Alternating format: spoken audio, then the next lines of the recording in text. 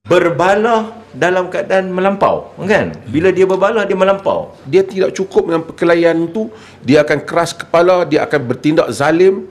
Boleh kata kawan tu tak kata, dia akan kata, dia akan cari perkara untuk menginayai orang itu.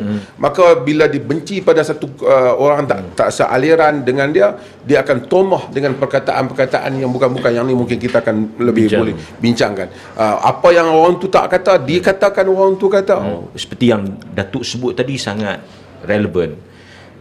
Ibn Taymiyah umpamanya antara ulama yang begitu banyak difitnah. Pernah ada tokoh dalam negara ini yang mengatakan Ibn Taymiyah menfatwakan siapa yang baca usalli dibunuh. Itu satu tuduhan apa yang dikatakan semata-mata untuk nak membunuh karakter dia, nak menampakkan dia satu orang yang buruk. Ini yang berlaku dalam masyarakat kita. Dan kadang-kadang dia kata kita menghina imam tertentu dan sebagainya. Macam mana Doktor melihat?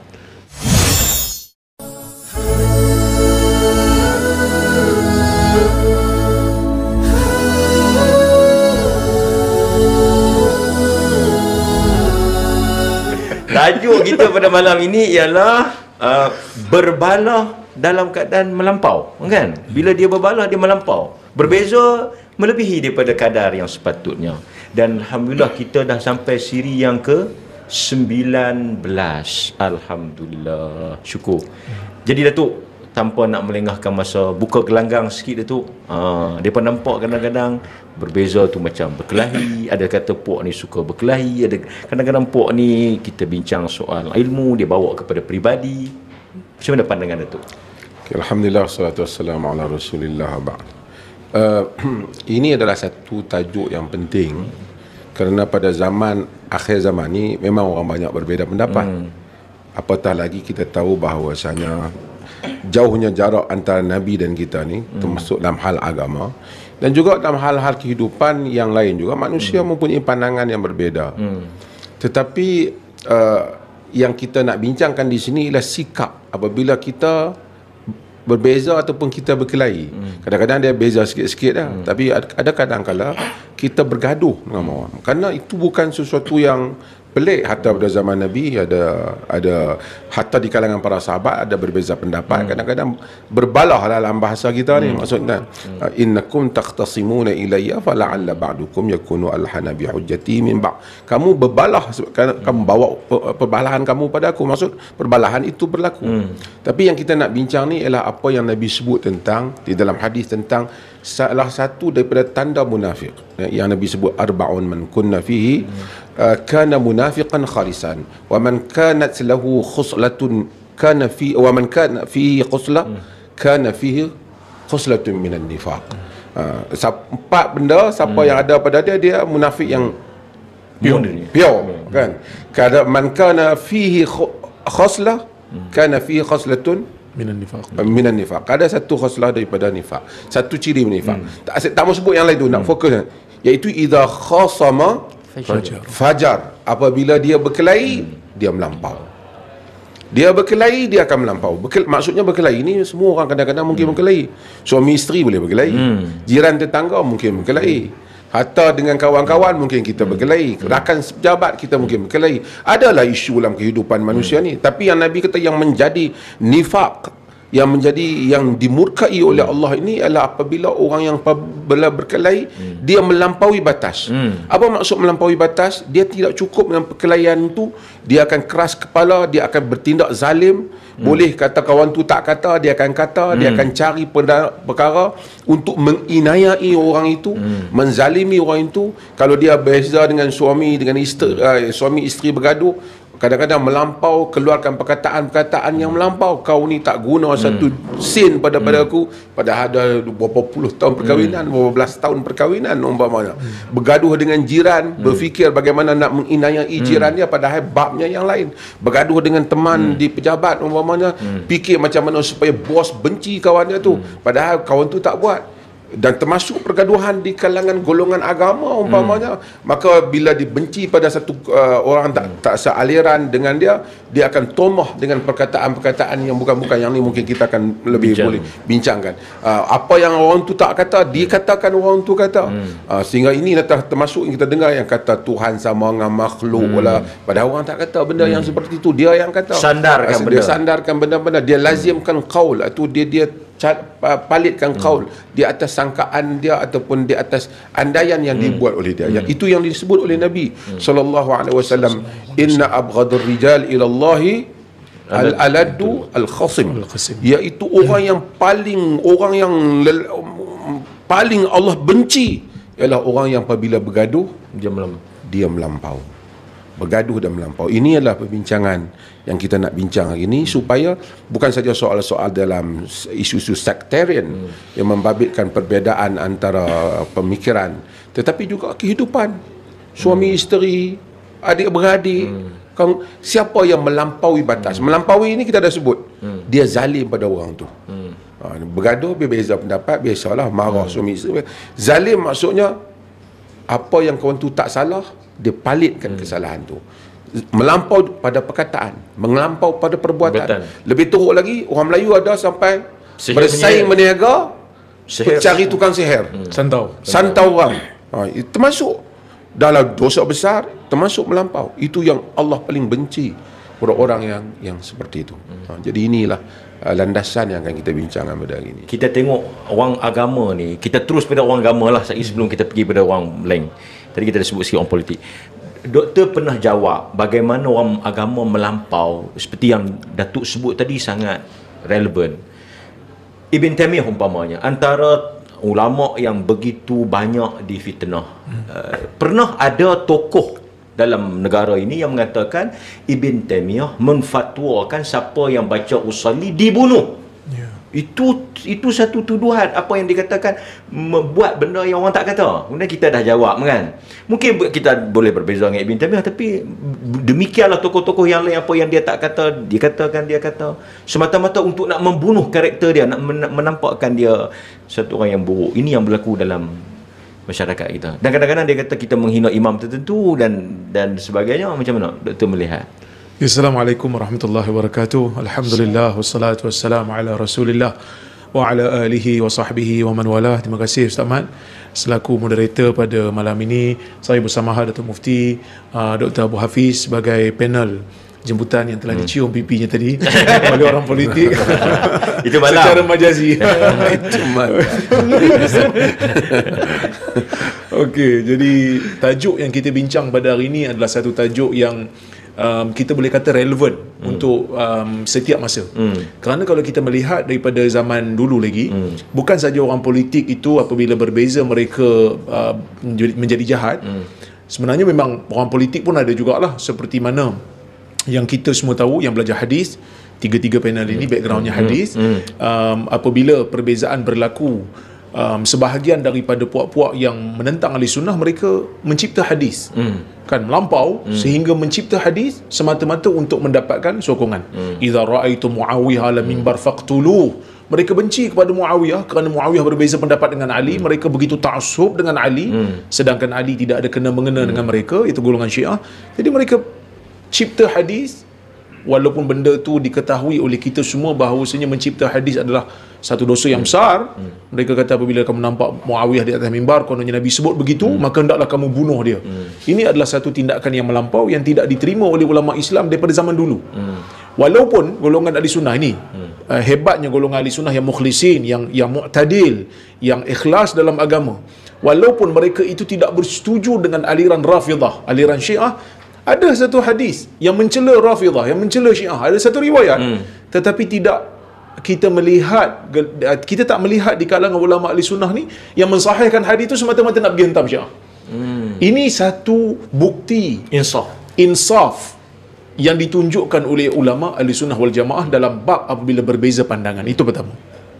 Kita masuk pada isu yang Ustaz Mat tanya tadi, iaitu dalam lapangan agamawan ataupun dalam lapangan akademik, berlaku tak ataupun tidak berlaku kezaliman apabila perbezaan pandangan berlaku. Bukan kata daripada zaman ini saja, bahkan daripada zaman dulu lagi, apabila mereka tidak bersetuju dengan satu-satu pihak, ada di kalangan mereka yang melampau ni yang menggunakan senjata fitnah untuk menjatuhkan, melampaui had, melampaui batas. Ini yang kita sebut tadi ni. Dan benda itu diulang-ulang. Seperti mana yang Ustaz Mat sebut tadi, kononnya Ibn Taymiyah memfatwakan siapa yang melafazkan niat hendaklah dibunuh. Kita pun terkejut. Betul ke Ibn Taymiyah sebut macam ni? Sebab Ibn Taymiyah ni lahu ma lahu wa alaihi ma alaih. Dia adalah seorang tokoh sarjana yang boleh diambil pandangannya dan boleh ditolak. Kan bila kita tengok benda tak betul, kita bela. Kita kata ni tak betul. Kerana Nabi SAW sebut unsur akhaka zaliman aw madluma, kamu kena tolong saudara kamu sama ada dia tu menzalimi orang lain ataupun dizalimi. Kalau dizalimi, kita halang kezaliman daripada dia. Kalau dia menzalimi, kita kena sedarkan dia, engkau sedang berlaku zalim. Ini yang kita cuba nak buat, yang kita cuba nak terapkan. Jangan memfitnah, jangan melampaui batas bila berbeza. Jadi kita pun tengoklah kitab Ibn Taymiyah. Bila kita tengok lagi kitab Ibn Taymiyah, sebab kita tahu Ibn Taymiyah bukan satu orang yang ekstrim dalam masalah khilafiyah ni. Kerana dia sangat-sangat terbuka. Bila kita tengok, rupanya isu tu berbeza. Inilah masalah bila kita baca fatwa, kita hanya fokus kepada jawapan, kita tak fokus kepada soalan. Soalan yang ditanya pada Ibn Taymiyah adalah seorang lelaki bukan melafaz niat. Kerana kita tahu dalam masalah lafaz niat salat ni ulama berbeza pendapat. Memang khilaf di kalangan para ulama. Ibn Taymiyah sedang ditanya tentang isu jahar bin niyah. Al-jahru bin niyah bukan at-talaffuz bin niyah. Lafaz niat ni lafaz kita tu lafaz slow. Tapi al-jahru bin niyah, dia mengeraskan suara, meninggikan suara dengan menyebut niat seperti mana orang yang membaca Fatihah, seperti imam yang baca Fatihah dalam solat jahar tu. Jadi dia mengganggu orang keliling. Bila orang tegur dia kata agama ni ikut suka aku. Bila dia menyebutkan agama ikut suka aku, Ibn Taymiyah kata apa? Hendaklah dia ini diajar tentang ilmu-ilmu Islam supaya dia bertaubat. Kerana agama bukan ikut suka kita, agama ni ikut Quran dan Sunnah.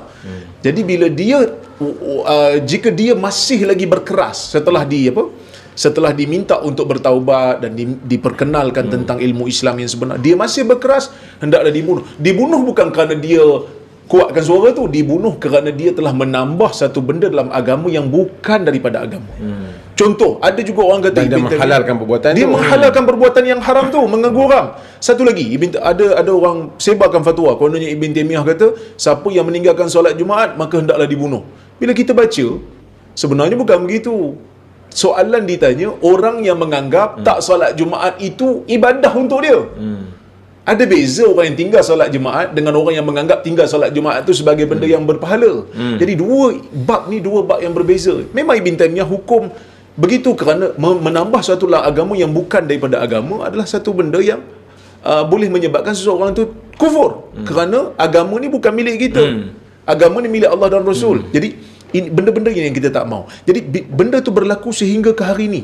Maksudnya disebarkan fitnah. Sebab itu Nabi SAW dalam sebuah hadis meriwayatkan daripada Allah Azza wa Jal satu hadis yang panjang. Tetapi Allah Ta'ala pesan pada kita. Allah Ta'ala sebut dalam hadis Qudsi ini, ya ibadi inni haramtu zulma ala nafsi wa ja'altuhu bainakum muharrama fala tadhalamu.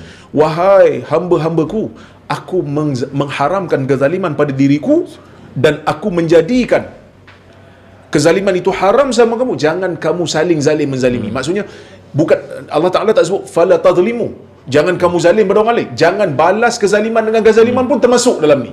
Jangan saling zalim menzalimi. Kamu jangan zalim orang lain, kamu jangan balas kezaliman tu dengan kezaliman juga. Ini kadang-kadang kita tak puas hati dengan satu puak, orang tu tak puas hati dengan kita, kita pun kata tak apalah, kita sebut benda yang dia tak kata. Ini satu benda yang sangat-sangat bahaya. Termasuk dalam melampau lagi lah. Ini juga termasuk dalam perkara yang melampau dalam hadis yang dilarang yang disebut oleh Datuk Mufti tadi. Maksudnya kita jangan sebut benda yang orang tak sebut. Kita jangan tuduh benda yang dia tak cakap. Kita jangan kata benda yang dia tak maksud. Hanya kerana dia musuh kita. Hanya kerana dia musuh kita. Tapi kalau dia puak kita, kalau dia puak kita bukan main takwil perkataan dia. Macam artis tu lah yang kalau artis yang sokong kita tu macam kena sikit. Kena kalau sikit. Artis macam sokong dia pun tak kena. Tak kena. Contoh kita bagi contoh lah. Kita bagi contoh. Bila tokoh depa kata syurga bukan untuk orang Islam saja. Bukan main ditakwil perkataan tu nak bagi nampak macam betul juga. Kita bukanlah kata apa, cuma kita kata perkataan yang salah lah. Bagi tahulah salah. Tapi ketika mana kita ada slip tongue, bila mana puak kita lah katakan, rakan-rakan kita ada sedikit kegelinciran perkataan yang dia tak maksud, kita hentam, tak ingat dunia lah. Tapi ada satu orang daripada tokoh mereka yang kadang-kadang jelas perkataannya salah, menyanggahi perkara yang dipanggil sebagai qat'iyat dalam agama, perkara yang betul-betul tak boleh nak berbeza pendapat. Putus yang kita tak boleh beza pendapat. Memang syurga ni untuk orang Islam, kita katakan. Orang yang bukan Islam tak boleh masuk. Tiba-tiba ada puak dia kata boleh, dan kita masih lagi nak membela dalam ruang lingkup yang kita tengok terlalu takalluf. Itu disebut tadi layul a'naq. Kita lenturkan leher hanya semata-mata kerana nak membela seorang tokoh yang kita sayang dia. Ini benda yang tak betul lah. Itulah yang mereka kalau tengok Dr. Rara, mereka tengok pakai slot pendek ke slot panjang. Nampak? Sedangkan orang bahas tajuk ya Ustaz Mat, ini yang kadang-kadang ini satu bab. Ustaz Mat dah buka isu ni, kita nak tambah sikit lah. Tambah tuan. Sikit-sikit je, jangan banyak sikit. Kita ditanya tentang isu kenapa orang yang dekat Timur Tengah ni kebanyakan pakai seluar pendek bila salat. So kita jawablah ada khilaf. Memang ada khilaf. Majoriti kata peha lelaki termasuk dalam aurat. Ada satu pandangan dalam mazhab Maliki kata, dan ini seolah-olah kecenderungan Imam Bukhari seperti mana yang disebutkan oleh ramai syurahul hadis, peha lelaki tak termasuk dalam aurat. Kita hurai begitu panjang, lepas tu kita sebut di ujung, kita kata termasuk dalam adab pakailah seluar panjang supaya tak tercemar maruah.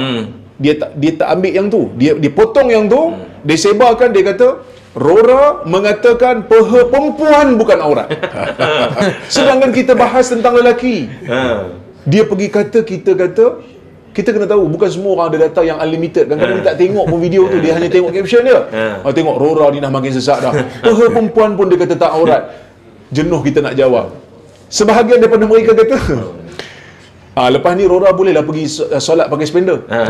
Kita kata dalam madhab Syafi'i, antara pusat dengan lutut kan, aurat lelaki ni antara pusat dengan lutut. Kita tak nampak lah Pak Imam pergi masjid pakai tak pakai baju ataupun pakai singlet. Kerana adab bila nak ke masjid ni mesti pakai ataupun perlu pakai pakaian yang sesuai kan, perlu pakai pakaian yang elok. Jadi benda-benda macam ni yang kita rasa sesuatu yang menyedihkan. Tapi ada ramailah ustaz yang mengecam ni. Dia kata nak mengelirukan masyarakat, nak membuka ruang supaya masyarakat mengambil mudah. Tapi ada seorang ustaz yang dulu pernah hentam saya. Yang pernah hentam saya, tiba-tiba baru-baru ni dia pula tulis tentang bila nak tengok bola. Boleh tak kita tengok bola kan? Orang main bola kan pakai seluar pendek. Dia kata sebenarnya dalam isu ni memang ada khilaf. Ada sebahagian ulama kata lutut tu peha tu tak termasuk. Tapi oleh kerana benda ni kita tak boleh nak elak sebab terikat dengan undang-undang antarabangsa. Jadi tengoklah. Boleh pula. Waktu kita sebut bukan main dia hentam kita.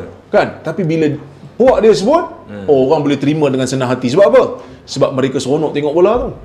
Kan? Jadi tak konsisten. Yang ni geng yang patutnya tak payah masuk bahasan ilmu ni, main guli je. Ya.